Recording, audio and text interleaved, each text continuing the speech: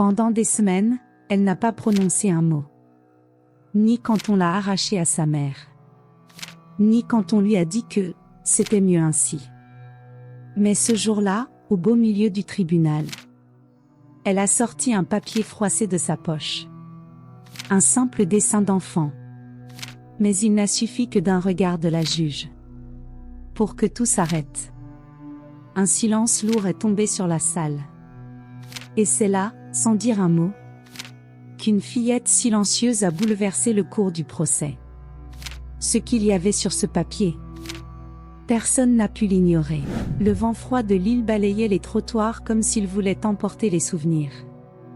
Sophie resserra les mains au fond de ses poches, tentant de dissimuler les tremblements qui ne venaient pas uniquement du froid. À l'angle de l'école élémentaire Louise Michel, elle restait immobile, à l'abri de l'ombre d'un kiosque fermé depuis des années. Comme si le temps s'était figé. Sauf pour elle. À 15h30 précise, les grilles s'ouvrirent. Des enfants sortirent en courant, riant aux éclats, les cartables presque plus grands qu'eux. Sophie, elle, n'avait d'yeux que pour une seule silhouette, cheveux blonds ondulés aux épaules, blouson violet, pas mesuré. Camille. La petite marchait aux côtés d'une femme élégante, talons hauts et regard lointain Elisabeth. La tante riche devenue sa tutrice légale. Sophie eut un sursaut. L'envie d'avancer la submergea, plus forte que la peur. Mais lorsque l'enfant tourna la tête, ses yeux croisèrent les siens une seconde puis se détournèrent. Comme si elle ne la reconnaissait pas. Ou peut-être qu'elle la reconnaissait, mais préférait l'oublier. Le cœur de Sophie se brisa un peu plus. Camille tenait fermement la sangle de son sac à dos. Elle ne souriait pas. Elle ne disait rien. Comme depuis des mois. Depuis que tout avait changé. Elisabeth pressa le pas, sans remarquer Sophie de l'autre côté de la rue. Elles montèrent dans une berline noire aux vitres teintées, et disparurent au coin, comme un rêve mal interprété. Sophie resta figée. Elle ne pleurait pas. Les larmes étaient déjà loin.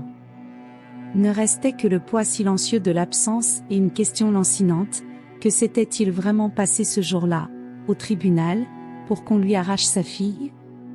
Elle inspira profondément. Demain, une nouvelle audience. Une autre chance. Peut-être. Ou peut-être pas. Le palais de justice de Lille semblait identique à ses souvenirs, imposant, glacial, conçu pour rappeler que la justice ne rime pas toujours avec équité. Sophie gravit les marches comme on marcherait sur des tessons. Chaque pas réveillait une blessure d'hier. Elle se souvenait parfaitement de la première audience. Elle avait décroché un CDI quelques semaines auparavant. Elle était sobre, stable. Elle avait loué un studio et acheté un lit pour Camille. Tout, seule. Sans aide. Et malgré cela, ce n'était pas assez. Le juge, un homme au visage fatigué, au regard sec, semblait avoir rédigé le verdict avant même d'ouvrir le dossier. Les paroles d'Elisabeth résonnaient, douces, maîtrisées, avec ce ton feutré de bienveillance qui masque le contrôle. Je ne pense qu'au bien de l'enfant, disait-elle, les mains croisées, le regard fabriqué pour convaincre. Sophie avait tenté d'expliquer. De dire combien tout avait changé. Mais sa voix tremblait. Et trembler, dans ce tribunal, c'était comme avouer sa faute. Quand la décision fut prononcée, quelque chose se brisa en elle. Garde provisoire pour Elisabeth. Aucun contact direct sans expertise psychologique favorable. 30 minutes de visite supervisée par moi à la discrétion du thérapeute. Camille avait pleuré. Et sur le chemin du parking, crié une seule fois, « Maman ». Une seule. Puis s'était tue. Dans la salle d'attente, tenant le dossier du jugement, Sophie entendit une conversation entre deux agents du tribunal. Elle est instable. Ce sera mieux comme ça. Peut-être. Mais personne ne parle des soupçons financiers qui pèsent sur l'autre partie, non? Sophie n'avait pas tout compris. Pas tout de suite. Elle n'a jamais su exactement de qui il s'agissait. Peut-être l'avait-elle inventé. Ou ignoré, par peur de ce qu'elle aurait pu découvrir. Depuis ce jour, elle n'était jamais revenue au tribunal. Jusqu'à aujourd'hui. Une nouvelle audience. Un nouveau juge. Un avocat débutant, proposé par une association d'aide juridique. Une nouvelle chance ou un nouveau piège. Sophie tenait la convocation entre ses doigts. Le papier semblait plus léger que le poids qu'elle portait. Peut-être que le tribunal n'avait pas changé. Mais elle, oui. Elle n'était plus celle qu'on avait brisée. Et peut-être, juste peut-être, quelqu'un à l'intérieur le verrait. La chambre était spacieuse, meublée avec goût, baignée d'une lumière douce. Les rideaux blancs semblaient n'avoir jamais été touchés. Une bibliothèque remplie, un bureau impeccable, un tapis moelleux au ton pastel. Mais ce qui frappait, c'était le silence. Camille s'asseyait chaque jour au même endroit, sur le tapis, jambes croisées, les yeux rivés sur une feuille de papier. Le crayon violet à la main. Le visage figé.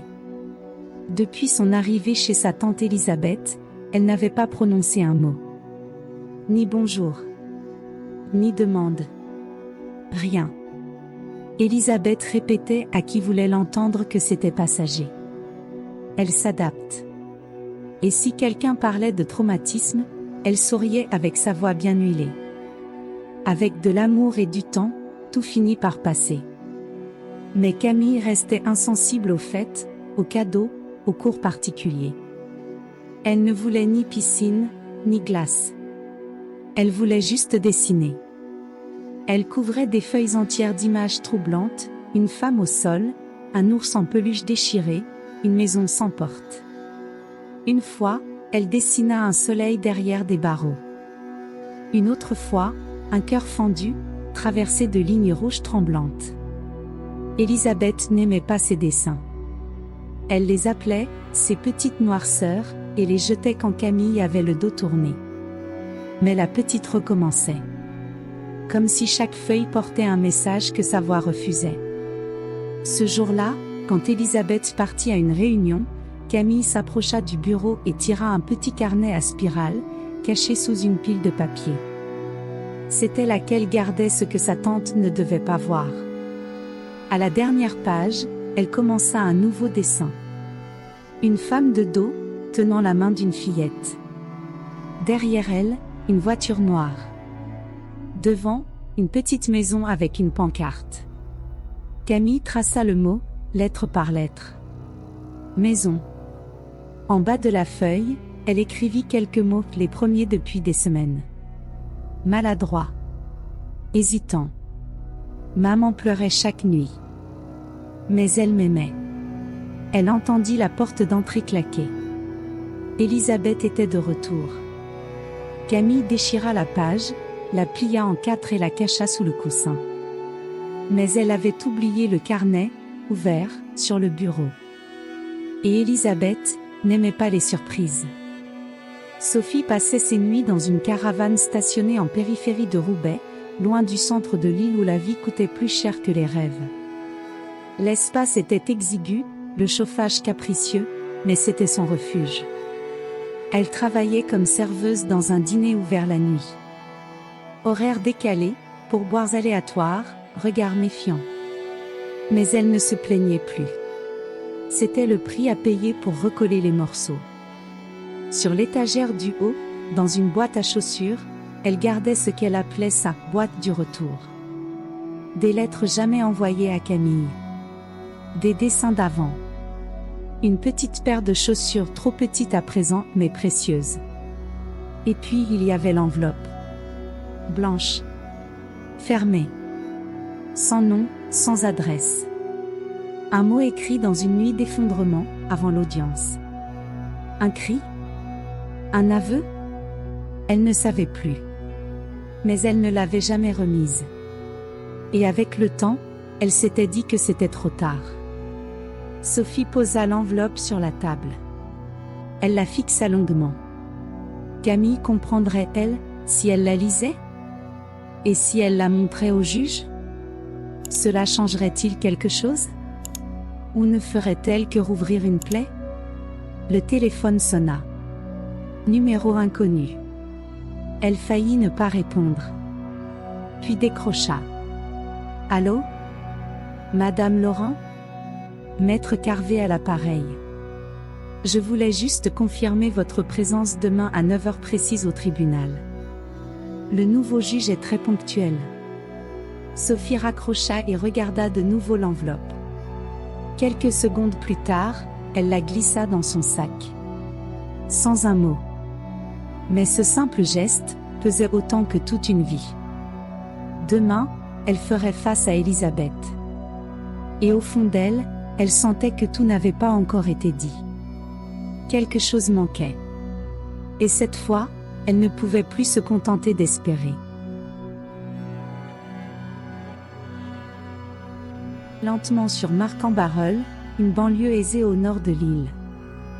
Dehors, tout semblait parfait, étayé, éclairage discret, drapeau tricolore flottant dans le vent.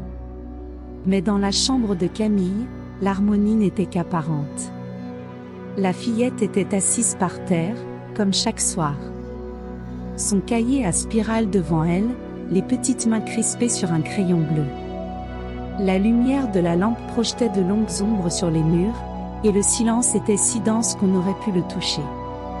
Ce soir-là, Camille dessinait avec plus d'urgence. Comme si quelque chose devait sortir mais sans mots. Elle traça un tribunal, des chaises en rangée, des silhouettes sans visage. Au centre, une fillette face à un adulte en costume. Et dans un coin, une femme à terre, bras tendus, implorante. À côté d'elle, un ours en peluche déchiré. Camille observa le dessin. Puis, avec un crayon rouge, écrivit de sa main tremblante. J'ai essayé d'appeler. La porte s'ouvrit brusquement. Elisabeth entra avec un verre de lait tiède. C'est l'heure de dormir, ma chérie. Camille ne répondit pas. Elle referma doucement le cahier. Elisabeth s'approcha. D'un geste sec, elle saisit le cahier. C'est ça que tu dessines tous les jours? Camille hésita. Avança d'un pas, puis s'arrêta. Les mains serrées contre sa robe, comme si elle cachait un secret. Elisabeth feuilleta les pages. Son visage se figea. Ce genre de choses, ce n'est pas sain, Camille. Ces dessins bizarres? Il faut arrêter. Camille ne bougea pas. Mais ses yeux ne quittaient pas le cahier. Elisabeth arracha 2 pages et les jeta à la poubelle. Demain, on recommence. Finis ces histoires sombres, d'accord? Un sourire. Froid. Sans chaleur. Une fois seule, Camille alla chercher les morceaux dans la corbeille. Puis sortit de sous son oreiller une autre feuille, celle avec le mot « maison » écrit devant une petite maison. Elle replaça les morceaux dans une boîte à jouets près du lit, et déposa dessus son ours à une oreille. Camille se recoucha. Mais ses yeux restèrent ouverts longtemps. Et dans son esprit d'enfant, une idée naissait. Si elle ne pouvait pas encore parler, elle pouvait montrer. Et il fallait que quelqu'un voie. Le matin suivant, le soleil peinait à percer les vitres du vieux mobil-home quand Sophie prit le métro pour le centre juridique de Roubaix. Elle portait une pochette usée, remplie de papiers rangés comme elle pouvait. Pas de café, pas d'espoir, juste une force née du fait qu'elle n'avait plus rien à perdre. Le bâtiment était modeste, l'enseigne délavée.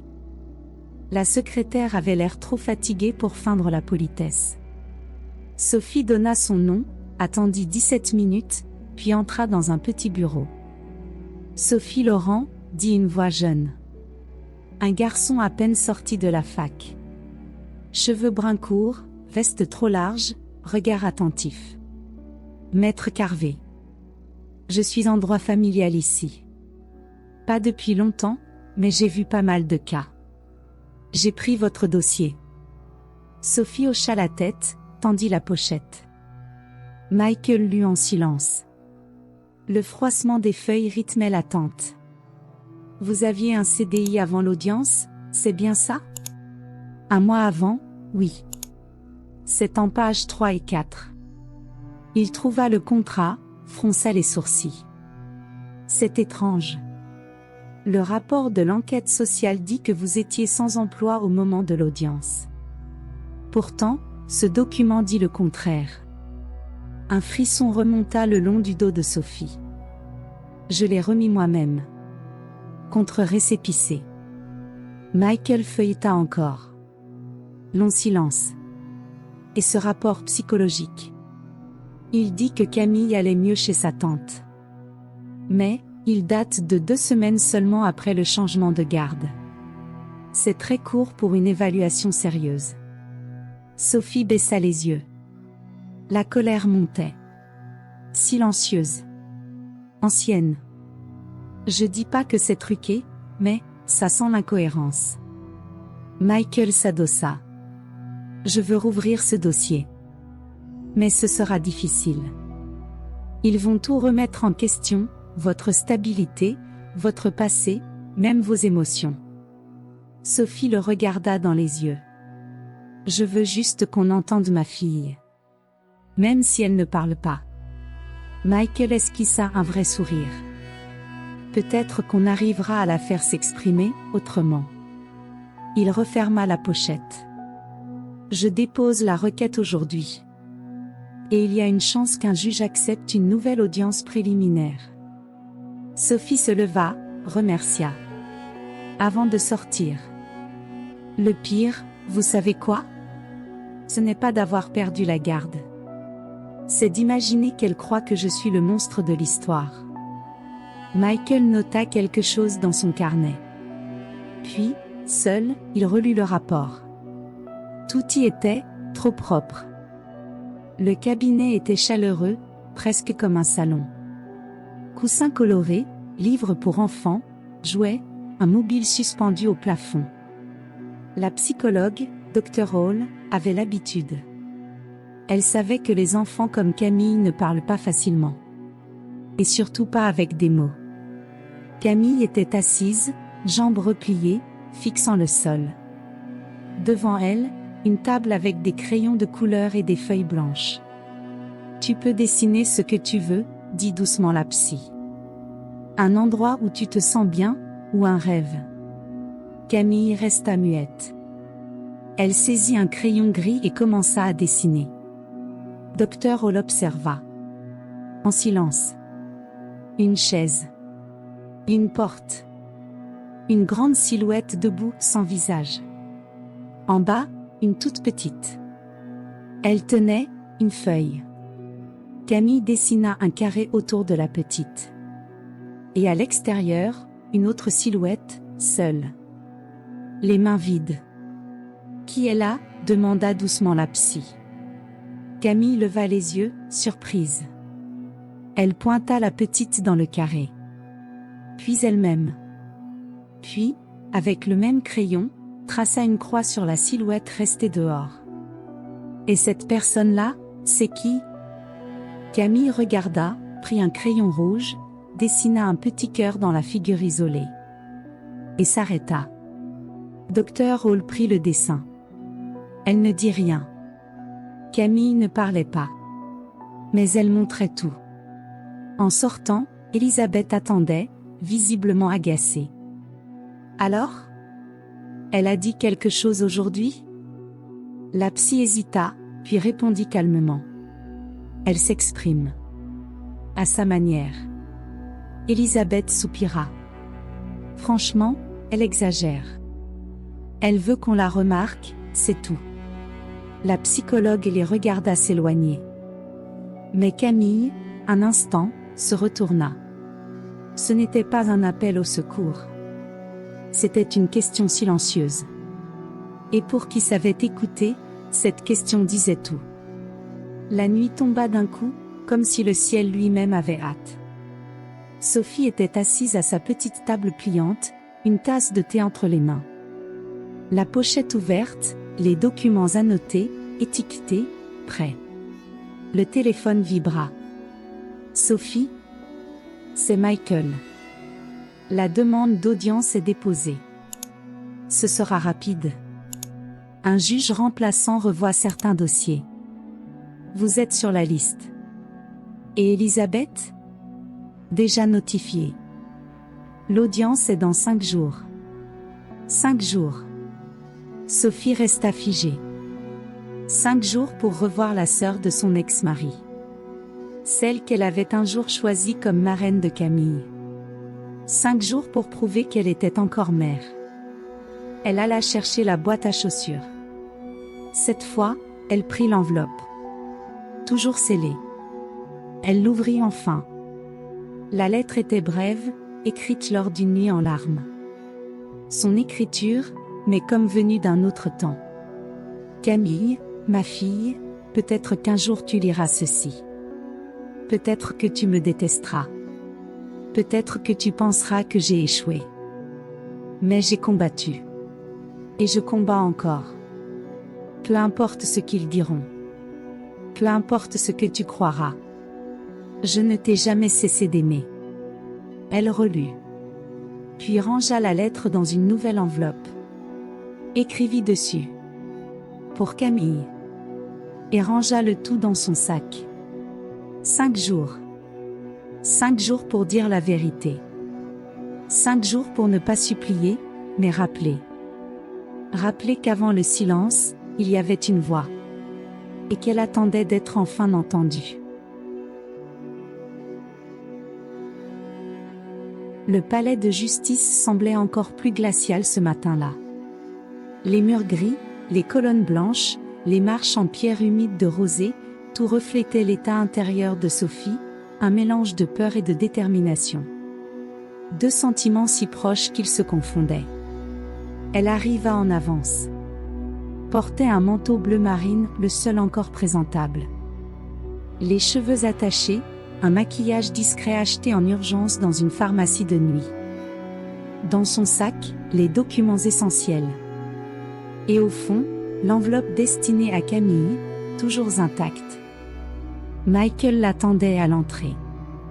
Prête? Sophie inspira profondément et acquiesça. C'était un mensonge. Mais ici, mentir servait juste à rester debout. À l'étage, Elisabeth échangeait avec son avocat comme si elle négociait un contrat. Tailleur beige, escarpins onéreux, coiffure impeccable. À côté d'elle, Camille, main dans la main, semblait plus petite qu'elle ne l'était vraiment. Sophie monta lentement. Lorsqu'elles se croisèrent, Elisabeth esquissa un sourire vide de toute bienveillance. « Je suis étonnée que vous soyez venu.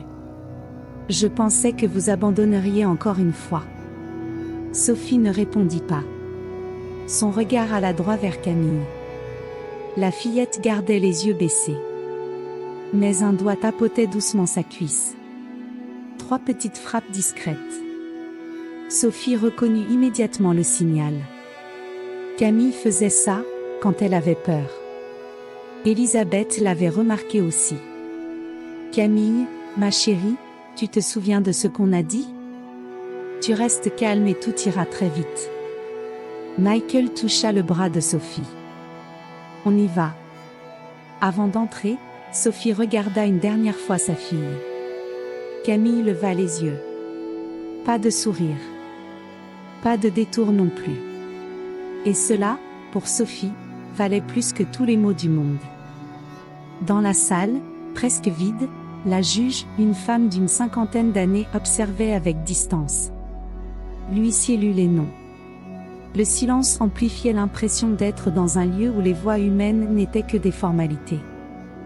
Michael glissa un mot à Sophie. « Si vous avez quelque chose de personnel, c'est aujourd'hui. Pas demain. » Elle serra le sac contre elle. L'enveloppe était toujours là, en attente.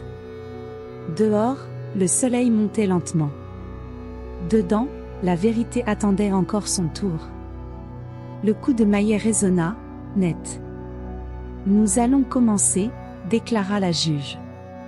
Elisabeth fut appelée en premier. Elle avança avec assurance, voix calme, ton maternel. J'ai accepté la garde provisoire de Camille uniquement pour la protéger. Sa mère, Madame Laurent, traversait une période d'instabilité. La petite était agitée, en pleurs constants.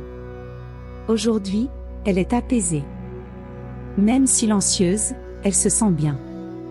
Je n'ai jamais voulu prendre la place de qui que ce soit. J'ai simplement agi pour son bien. Chaque mot frappait Sophie au cœur. Ce n'étaient pas des mensonges, mais des vérités tordues. Michael se leva. Madame Elisabeth, saviez-vous que Madame Laurent avait trouvé un emploi fixe avant la précédente audience? J'en ai entendu parler. Mais je n'ai jamais reçu de preuve officielle. Michael tendit une copie à la juge, contrat signé, daté, 3 semaines avant l'audience initiale. Étrange, dit Elisabeth en consultant le papier. Peut-être un oubli administratif. Je ne peux juger que ce qui m'est transmis. La juge nota, silencieuse. Michael poursuivit. Et ce rapport psychologique, positif, date de seulement 13 jours après le changement de garde. Vous trouvez cela suffisant pour conclure à une amélioration? Les enfants réagissent vite, surtout en sécurité. Je suis une ancienne enseignante. Je connais bien leur fonctionnement. Sophie, au fond, serrait les poings. Elle voulait hurler. Dire que sa fille ne parlait pas par confort, mais par peur. Mais quand vint son tour de témoigner, tout devint flou. Je suis la mère de Camille. Je sais que j'ai fauté, mais je n'ai jamais cessé d'être là. J'ai trouvé un travail, un logement.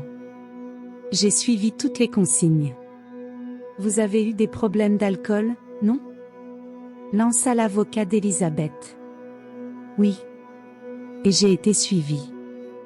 J'ai des rapports médicaux. Et en 2019, vous l'avez laissé seul? 20 minutes. Pour chercher un médicament. J'ai reconnu mon erreur, mais... Merci, Madame Laurent, coupa sèchement l'avocat. La juge écrivait. Sans émotion. Sans compassion. Comme si elle attendait simplement que le temps passe. Sophie retourna s'asseoir, le cœur glacé. Il faut entendre Camille, dit Michael. Elle est au centre. Elle ne parle toujours pas, Mike. Parfois, le silence dit bien plus que les mots. Assise au fond, Camille ne bougeait pas. Les jambes balançant dans le vide, mains croisées. Michael l'observait. Chaque geste. Chaque battement de doigts sur sa robe. 3 frappes, une pause. Un vieux code. Sophie le vit aussi. Elle comprit. Camille avait peur. Puis, l'impensable. Camille se leva. Sans être appelée. Sans bruit. La salle se figea. Elisabeth tenta de l'arrêter. Camille, assieds-toi, chérie. Mais l'enfant s'échappa, s'approcha du centre. L'assistante hésita. La juge haussa les sourcils. Sophie retint sa respiration. Camille sortit un papier plié de sa poche. Le tendit à la juge. La salle semblait suspendue. Je peux, demanda la juge. Camille acquiesça. Elle ouvrit lentement. C'était un dessin. Une petite maison. 2 silhouettes se tenant la main. L'une grande, aux cheveux longs. L'autre, plus petite. En haut, le mot « maison » écrit maladroitement. Et en dessous. Elle pleurait chaque nuit. Mais je me sentais aimée. Silence. Elisabeth blêmit. C'est de la manipulation, lança-t-elle. La mère a dû. Ce n'est pas votre tour de parler, trancha la juge. Camille resta debout. Et pointa du doigt le sac de sa mère.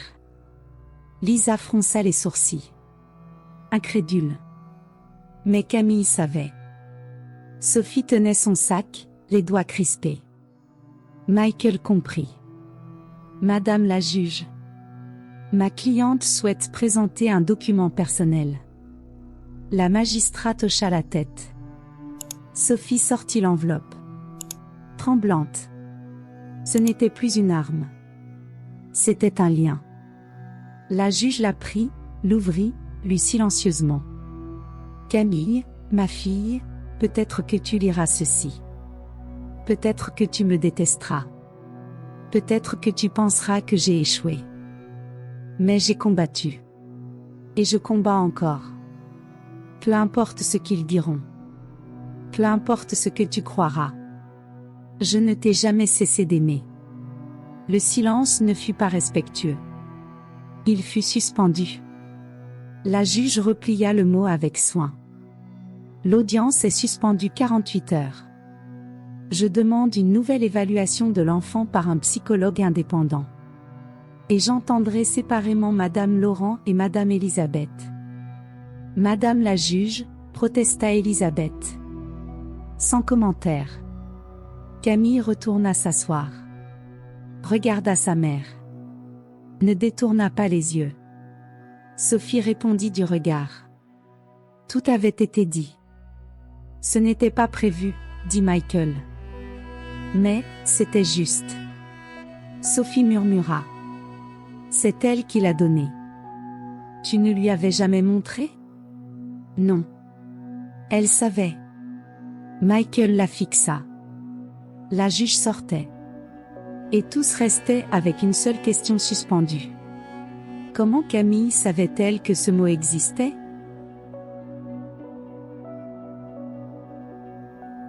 Le bureau de la juge était baigné de lumière naturelle. Sur le bureau, 2 feuilles étaient posées côte à côte, le dessin de Camille, et la lettre de sa mère. Elle les relisait, encore et encore. Non pas parce qu'ils étaient bouleversants, mais parce qu'ils existaient. La juge avait vu d'innombrables affaires, larmes, plaidoyers, remords. Mais ici, il ne s'agissait pas de pitié. Il s'agissait d'écoute. Dans une salle voisine, Sophie et Michael attendaient en silence. « Que va-t-il se passer ?» demanda-t-elle. « Elle veut vous entendre séparément. Vous d'abord. Puis Elisabeth. C'est bon signe ?» Michael hésita. C'est inhabituel. Quand un juge sort du cadre strict, c'est qu'il cherche la vérité humaine, pas seulement juridique. Sophie esquissa un sourire. Fatiguée. Portant des cicatrices. Curieux que ce soit maintenant qu'on veuille vraiment savoir ce qui s'est passé. Michael la regarda. Et vous, Sophie? Que s'est-il vraiment passé? Elle détourna les yeux. Murmura. J'ai eu peur. Peur d'être mère. Peur d'échouer. Alors j'ai tout fait de travers. Mais jamais, jamais je n'ai cessé de l'aimer. Pas un seul jour. La porte s'ouvrit. Madame Laurent? La juge vous attend. Sophie entra, droite. Mais son cœur marchait entre 2 mondes, celui de la mère combattante, et celui de la femme brisée. La juge la salua d'un léger hochement. J'ai lu votre lettre. Et vu le dessin de votre fille. Sophie ne répondit pas. Vous savez, ce qu'on perd dans ces dossiers, ce n'est pas seulement la vérité, c'est le temps. Et le temps, déforme. Camille n'a pas parlé. Mais elle a désigné l'enveloppe. Avant même de savoir ce qu'elle contenait. Pourquoi? Sophie hésita. Puis, elle l'a vu. Avant de partir. Elle l'a vu, et elle a su. La juge posa les doigts sur le mot plié. Ce dossier contient des incohérences. Des documents qui ne collent pas. Des évaluations datées, bizarrement. Sophie releva les yeux. Vous allez. Je ne rends encore aucun verdict. Mais quelque chose ne tourne pas rond. Et je compte bien comprendre quoi. Avant qu'elle ne parte, la juge ajouta. Un dernier mot, hors dossier? Sophie inspira. Juste, qu'aujourd'hui, Je suis prête. Même si elle, pas encore. Mais je veux qu'elle sache, il y a toujours un chemin pour revenir. La juge acquiesça en silence. À sa sortie, Elisabeth l'attendait. C'était rapide, dit-elle, faussement légère. Sophie ne répondit pas. Car cette fois, ce n'était plus elle qui tremblait. La nuit tombait sur l'île. Michael retourna à son petit bureau partagé avec d'autres avocats commis d'office. Rien d'élégant, murs humides, imprimante capricieuse, odeur de café brûlé. Mais ce soir, il ne cherchait pas le confort. Il cherchait la faille. Il étala les papiers du dossier de Sophie. Reprenant, encore, les documents de l'ancienne procédure.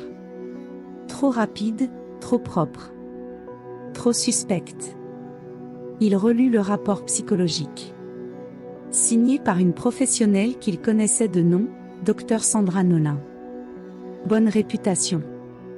Mais une chose clochait, la date. 14 mai.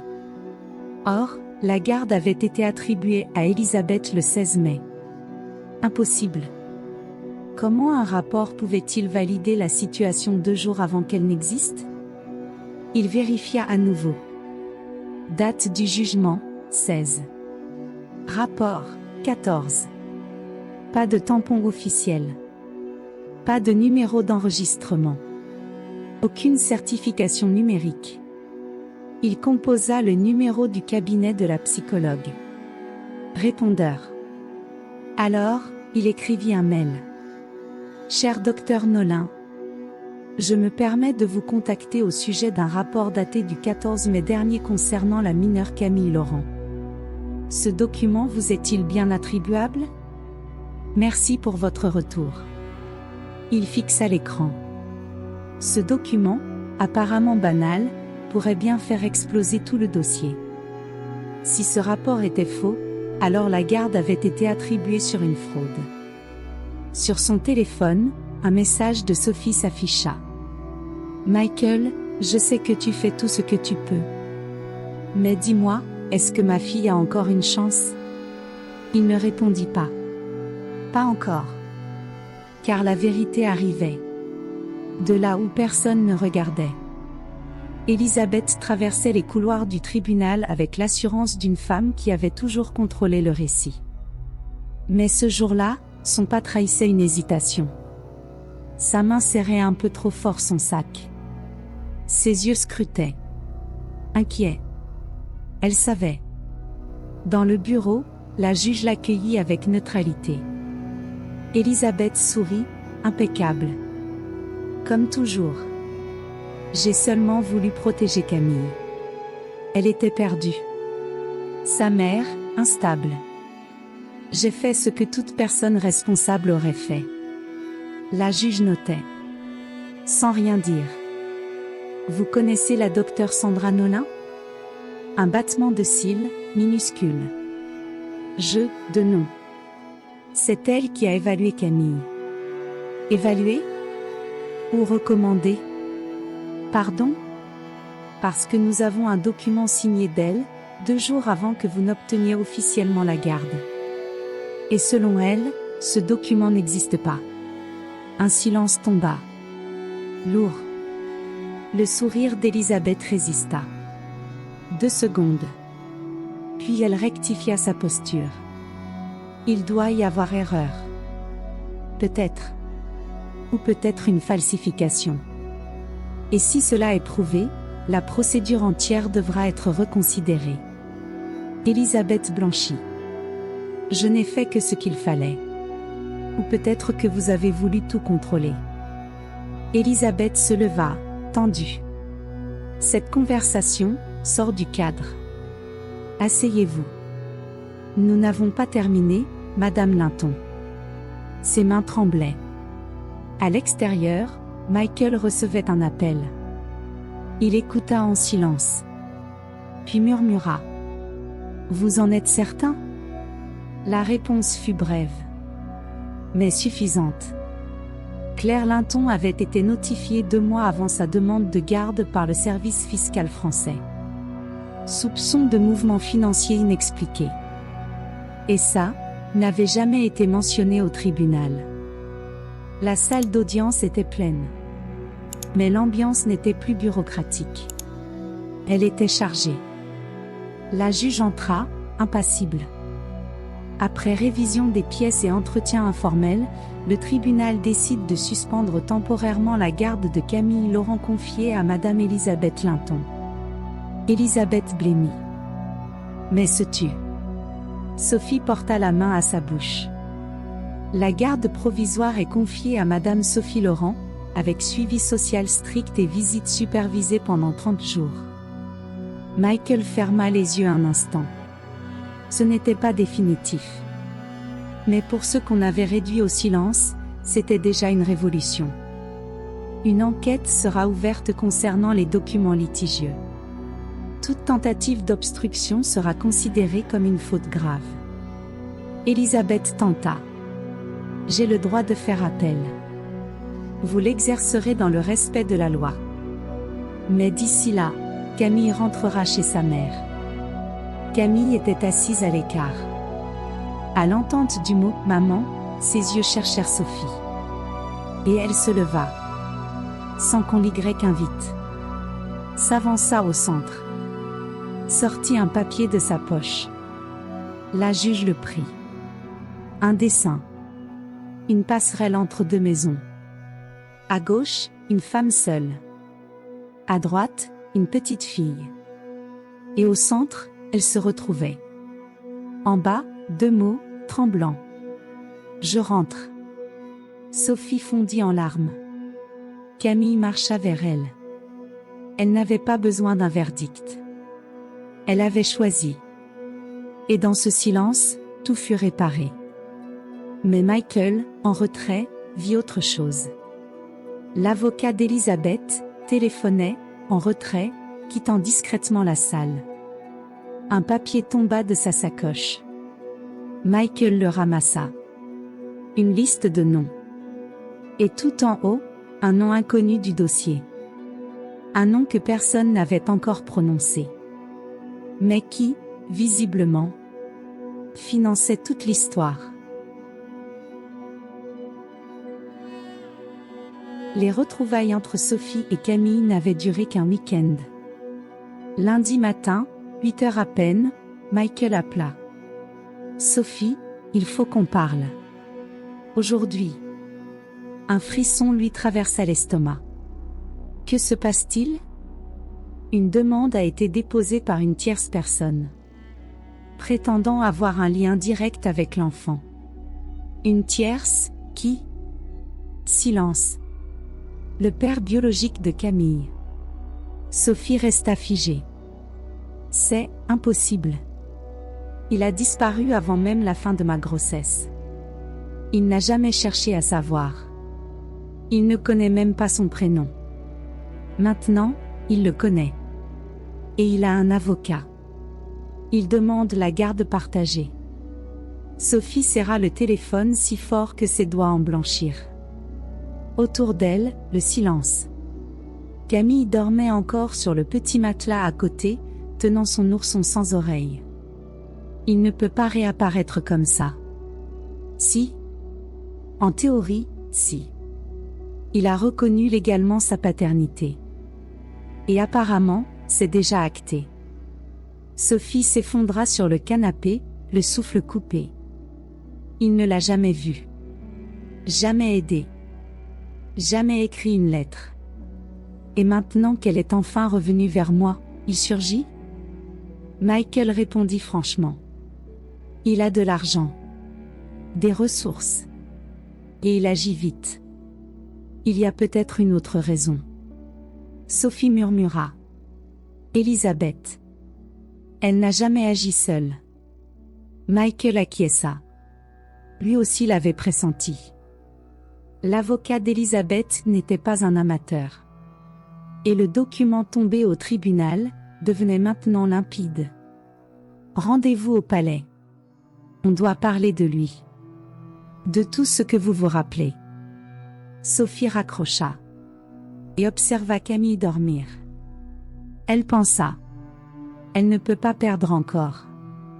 Pas à cause d'un père, qui n'a su qu'elle existait que lorsqu'il y a eu quelque chose à gagner. La salle d'audience était moins remplie, mais l'homme qui se tenait près de la barre semblait en occuper chaque recoin. Grand, costume impeccable, barbe fraîchement taillée, cheveux plaqués au gel. Sourire confiant. Sophie le reconnut immédiatement. Aucun nom n'était nécessaire. Marc Delcourt. Un fantôme de sa jeunesse. Un chapitre qu'elle avait enfoui. Il lui fit un signe amical. Elle ne répondit pas. La juge ne fut pas surprise. Elle savait déjà. Monsieur Delcourt, votre demande est enregistrée. Mais cette cour souhaite comprendre pourquoi, après plus de 7 ans d'absence, vous présentez-vous aujourd'hui en tant que père. Marc sourit, voix calme. Madame la juge, j'ai appris il y a quelques mois seulement que Camille était ma fille. Si j'avais su plus tôt, je me serais impliquée. Sophie serra les accoudoirs. C'est faux. Je l'ai contacté. J'ai appelé. Il a ignoré. Elle m'a contacté, oui, admit Marc. Mais à l'époque, j'étais ailleurs, instable. Aujourd'hui, j'ai les moyens d'offrir à ma fille une vie meilleure. Michael se leva. Madame la juge, Monsieur Delcourt apparaît juste après la suspension de garde d'Elisabeth Linton, avec qui il est en affaires depuis au moins 4 ans. Ils sont coactionnaires d'un fonds immobilier actif dans le quartier même où vit Madame Laurent avec sa fille. La juge leva un sourcil. Est-ce exact, Monsieur Delcourt? Oui. Mais ce n'est pas lié. Elisabeth m'a seulement encouragée à assumer mes responsabilités. Rien de plus. Curieux, poursuivit Michael, que cette prise de conscience survienne juste après que Madame Linton a perdu le contrôle du dossier. Sophie tremblait. Elle voulait hurler. Mais se contenait. Car elle savait, montrer la douleur pouvait être pris pour de la faiblesse. Avez-vous eu un quelconque contact avec l'enfant avant aujourd'hui? Demanda la juge. Non. Mais j'ai tout préparé. Une chambre. Une école privée. Tout ce qu'il faut. Sophie ferma les yeux. Michael murmura. Il offre une vitrine. Mais il n'a aucune histoire. La juge déclara. Une pause de 48 heures est décrétée. Une rencontre supervisée avec l'enfant aura lieu. Ensuite, nous déciderons si cette demande est fondée, ou motivée par autre chose. Marc sourit encore. Mais Sophie reconnaissait ce sourire. Ce n'était pas celui d'un père. C'était celui d'un homme qui déteste perdre. Le centre de médiation se trouvait dans un bâtiment modeste, loin du palais. Murs colorés, jouets rangés, ambiance douce. Camille y fut conduite par une assistante sociale. On lui avait dit. Ce sera juste une petite rencontre. Ni Sophie ni Michael n'avaient le droit d'y entrer. Marc, oui. Le thérapeute l'attendait dans la salle. Camille entra la première. Son cahier à la main. L'ours sans oreille accroché à son sac. Elle s'assit sur le tapis. Le thérapeute lui sourit. Tu peux juste dessiner, Camille. Comme d'habitude. Elle acquiesça. Marc entra ensuite. Chemise claire, sans cravate. Il portait un sac neuf. S'agenouilla à distance. Coucou, princesse. Je suis Marc. Ton papa. Pas de réaction. Il sortit une poupée. Je t'ai apporté un cadeau. Ton ours a l'air fatigué, non? Camille le regarda. La poupée. Puis son ours. Puis reprit son cahier. Marc tenta. Tu sais qu'on a le même nez, dit-il en touchant le sien. Elle dessina. Il se pencha. Tu veux bien me montrer? Elle tourna le cahier vers elle. Marc regarda le thérapeute, un peu embarrassé. Elle est timide. Comme moi, petite. Le temps passa lentement. Camille termina son dessin. Le tendit à l'assistante. Puis revint s'asseoir, silencieuse. Le thérapeute regarda. Un banc. 2 personnes, Sophie et Camille. Et, tout au fond, un homme en costume, attaché caisse à la main. Sans visage. Le rapport fut transmis au tribunal. Michael lut, silencieux. Le thérapeute note une absence de contact. Rejet passif du cadeau. Aucune interaction. Et le dessin, demanda Sophie. Il a écrit. Camille sait exactement qui fait partie de son monde, et qui reste à l'extérieur. Dans son sac, la lettre restait intacte. Elle n'en avait plus besoin. Camille avait déjà choisi. Mais Marc, dehors, au téléphone, disait. Elle reste avec sa mère. Une voix calme répondit. Alors il faut changer de stratégie. Et si elle ne cède pas? Chaque enfant a un point de rupture, Marc. Il suffit de savoir où appuyer. La salle du tribunal était étrangement calme. La juge parcourait les rapports. Page après page. Lentement. Sophie observait Camille, assise près d'elle, dessinant. Chaque trait semblait venir du cœur. Marc, en face, souriait encore. Joueur. Calculateur. La juge déclara. Après examen, le tribunal décide de maintenir la garde temporaire exclusive de Camille Laurent à sa mère, Madame Sophie Laurent. Sophie ferma les yeux. Un souffle de vie lui revint. La demande de garde partagée de Monsieur Delcourt est rejetée pour l'instant. Il pourra, s'il le souhaite, demander des visites mensuelles supervisées. Marc ne broncha pas. Je précise que l'enfant a démontré un attachement clair à sa mère biologique. Et qu'aucune construction forcée de lien biologique ne sera imposée. Michael esquissa un sourire. Sophie serra la main de Camille. La petite posa la tête sur son bras. Un geste oublié. Depuis des mois. La juge ajouta. Une enquête sera ouverte concernant les mouvements bancaires de Madame Elisabeth Linton. Si une tentative de manipulation judiciaire est avérée, des sanctions seront engagées. Même absente, Elisabeth sentit la première brèche dans son édifice. Fin de séance. En quittant le tribunal, Sophie vit Marc au loin. Téléphone à l'oreille. Il la vit aussi. Il lui sourit. Un sourire vide. Michael murmura. Il ne lâchera pas. Sophie répondit. Moi non plus.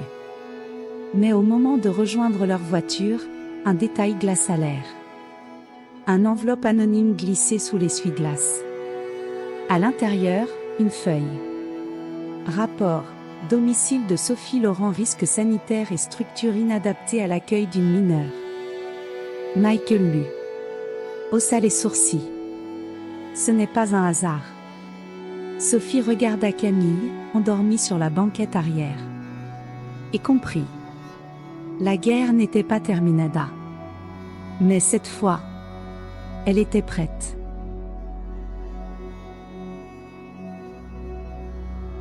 Le rapport était froid, impersonnel, presque cruel. Il pointait des défauts dans l'installation électrique, des infiltrations, un risque structurel jugé potentiellement nuisible au bien-être d'un mineur. Signé par un ingénieur mandaté par une organisation dont Sophie n'avait jamais entendu parler. Mais Michael, lui, savait exactement ce qu'il lisait. C'est une attaque déguisée, dit-il en tournant lentement le document. Une embuscade subtile. Si tu réagis mal, ils diront que tu es instable. Si tu ne dis rien, ils laisseront ce papier parler pour toi. Sophie s'assit sur le vieux canapé de leur petit logement.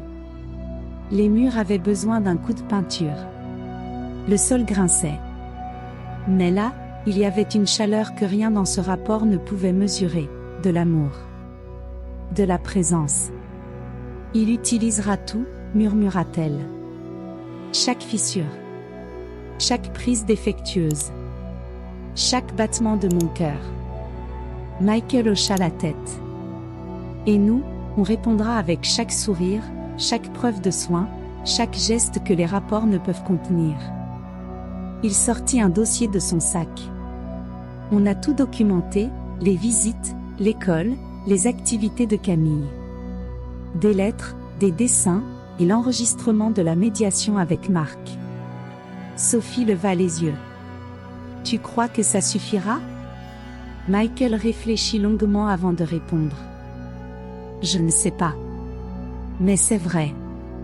Et parfois, la vérité gagne par persévérance. Ce soir-là, tandis que Camille dormait, serrant son ours réparé, Sophie écrivit une lettre. Pas au juge. Pas à Marc. À elle-même. Tu n'as pas besoin d'être parfaite. Juste présente. Parce qu'un amour qui ne part pas, construit plus que n'importe quel mur. Elle plia le papier et le rangea dans la boîte où dormaient les lettres anciennes. Mais cette fois, il y avait de la place pour autre chose. Demain viendrait une nouvelle inspection. Une nouvelle menace. Mais elle n'était plus l'accusée dans sa propre vie. Elle était debout. Avec sa fille dans les bras. Et une histoire à réécrire, avec les mêmes mains tremblantes, mais déterminées. C'était un samedi comme un autre. Et pourtant, pour Sophie, c'était le premier samedi léger depuis le retour de Camille. Pas d'enveloppe. Pas de menace. Juste, un matin. Dans la petite cuisine, elle faisait des crêpes. Pas très rondes, mais pleines d'amour. Camille dessinait sur le comptoir, concentrée. Il y avait maintenant des arbres, des balançoires, des animaux. Et souvent, une femme qui souriait. « Tu veux encore du beurre ?» demanda Sophie en souriant. Camille acquiesça. Un petit sourire, mais un vrai. Un vieux dessin animé passé à la télé. Volume bas. Mais suffisant. Après le petit déjeuner, Sophie prit le linge à laver. Camille courut accrocher un nouveau dessin sur le mur, une maison avec des fleurs aux fenêtres. « C'est la nôtre ?» demanda Sophie. Camille hocha la tête. « Et moi, je suis où ?» La petite prit un crayon violet et dessina une femme devant la porte, tablier rouge, sourire grand. « Et toi ?» Camille dessina une autre fille. Main dans la main avec la première. Sophie se mit à genoux. « Tu sais que j'ai fait des erreurs, hein ? Que j'ai mis du temps à comprendre comment bien te protéger. » Camille ne répondit pas. Elle posa juste sa tête sur l'épaule de sa mère. La maison n'était pas parfaite. Le robinet fuyait. La fenêtre grinçait. Mais il y avait du silence qui ne faisait plus peur. Et des rires. Ce jour-là, en rinçant les vêtements ensemble, Camille demanda. « Maman, tu vas encore me laisser ?» Sophie sentit le sol vaciller. Elle s'agenouilla, mains trempées. « Plus jamais, mon amour. Plus jamais. » Camille l'enlaça. Fort. Et dit, tout bas. « D'accord. » Sophie pleura. Mais cette fois, c'était un soulagement. Et pendant que l'eau s'écoulait dans l'évier, une chose devint évidente. Elles n'avaient pas tout. Mais elles savaient l'une l'autre. Et ça, personne ne le leur prendrait. La psychologue nommée par le tribunal était une femme aux cheveux crépus noués, voix douce mais ferme. Elle travaillait avec des enfants depuis plus de 20 ans. Mais Camille était différente. Ce n'était pas la peur. Ce n'était pas un traumatisme évident. C'était comme si tout en elle était rangé dans de minuscules tiroirs invisibles. « Tu veux dessiner aujourd'hui ?» demanda-t-elle lors de la 3e séance. Camille secoua la tête. « Jouer à la pâte à modeler ?» Autre refus. La psychologue ne força rien. Elle prit simplement une feuille blanche et dessina une maison, fenêtres ouvertes, bancs de vent, arbres. Camille regarda. Puis attrapa la feuille. Dans un coin, elle dessina un cercle gris, avec un point noir au centre. « Qu'est-ce que c'est » demanda la psychologue. Camille pointa son ventre. « Tu ressens ça là-dedans » ? Un poids. Une nostalgie sans nom. En sortant, Sophie attendait. « Lisa, elle revient » murmura la psychologue. Mais quelque chose reste bloqué. Ce ne sont pas des blessures que vous avez créées. Mais, elles sont là. Sophie hocha la tête. Elle se réveille parfois la nuit. Ne pleure pas. Elle, regarde juste le plafond. C'est ça. Elle a appris à taire même la peur. Ce soir-là, Sophie alluma une bougie. Non pas pour prier. Juste pour faire de leur maison un lieu de guérison. Elle fit du thé. S'assit dans la chambre. Camille dormait, blottie contre son oreiller. Tu sais, moi aussi, j'ai eu peur. Moi aussi, je me suis sentie seule. Avant même que tu partes. Elle caressa les cheveux de sa fille.